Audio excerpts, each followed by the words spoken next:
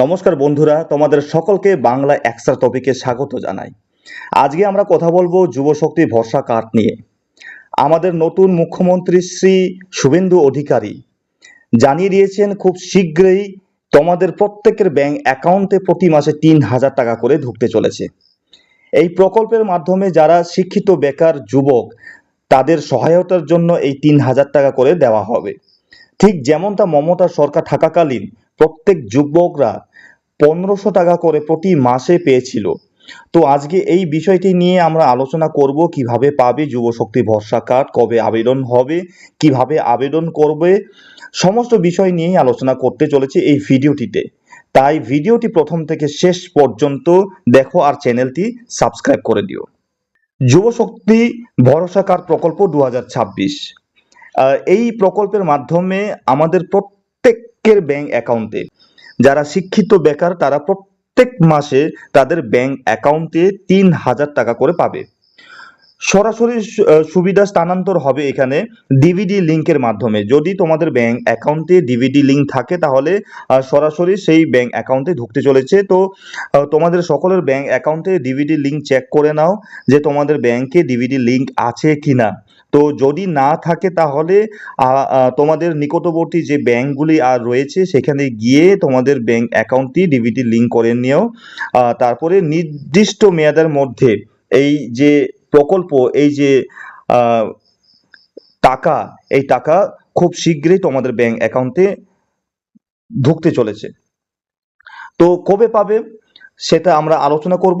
তো যুবশক্তি প্রকল্পের লাভ কি?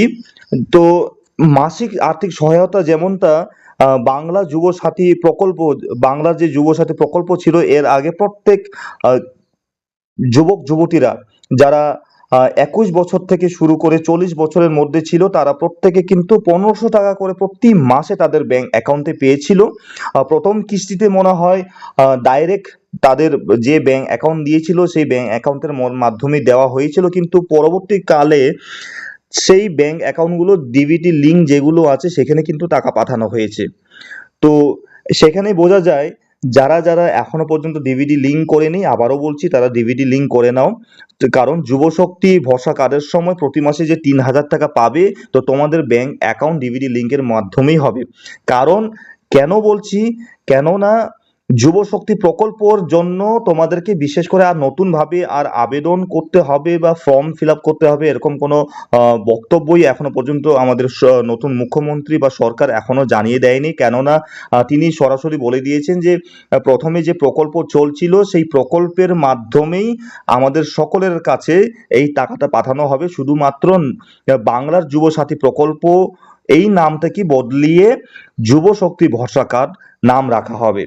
সুবিধা বৃত্তি, যারা বেকারত্ব সহায়তার পরিমাণ কমানোর কথা বলা হয়েছিল বাংলার যে প্রাক্তন মুখ্যমন্ত্রী মমতা ব্যানার্জির আওতায়, তো এবার যে শুভেন্দু অধিকারী সরকার গঠন করলেন, তো এখানে আমরা এই প্রকল্পের মাধ্যমে যে পরিমাণ টাকা ছিল তার দ্বিগুণ টাকা আমরা পাচ্ছি আমাদের বেকারত্বকে কাটানোর জন্য। যতদিন পর্যন্ত আমরা চাকরি পাচ্ছি না ততদিন পর্যন্ত তোমাদের বা আমাদের সকলকে এই প্রকল্পের মাধ্যমে আমাদের প্রত্যেকের ব্যাংক অ্যাকাউন্টে ৩,০০০ টাকা করে দেওয়া হবে।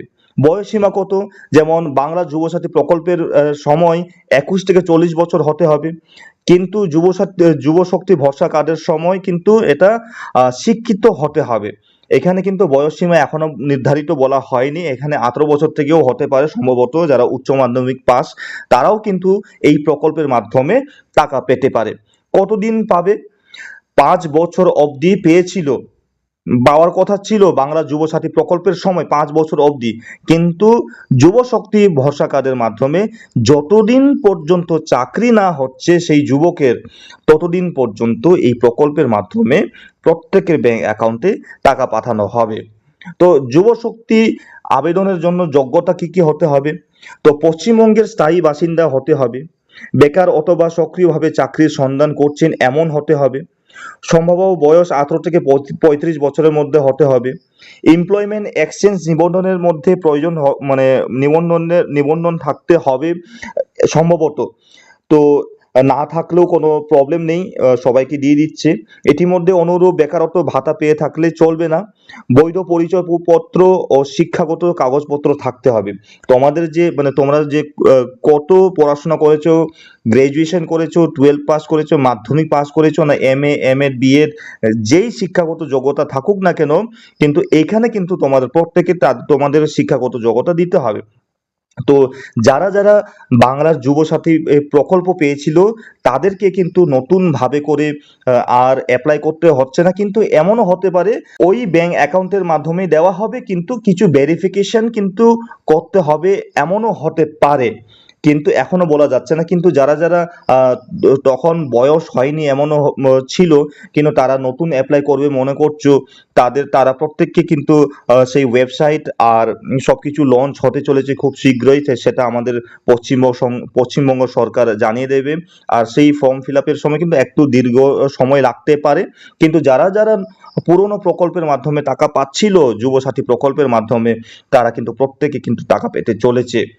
প্রয়োজনীয় যুবশক্তি নথিপত্র কি কি লাগবে, যেমন আধার কার্ড, ভোটার আইডি, আর শিক্ষাগত যোগ্যতা, তারপরে পাসপোর্ট আকারের ছবি, মোবাইল নম্বর, ব্যাংক পাসবুক, আর কর্মসংস্থান বিনিয়োগ নিবন্ধন শংসাপত্র যদি প্রয়োজন হয়, যদি প্রযোজ্য হয়।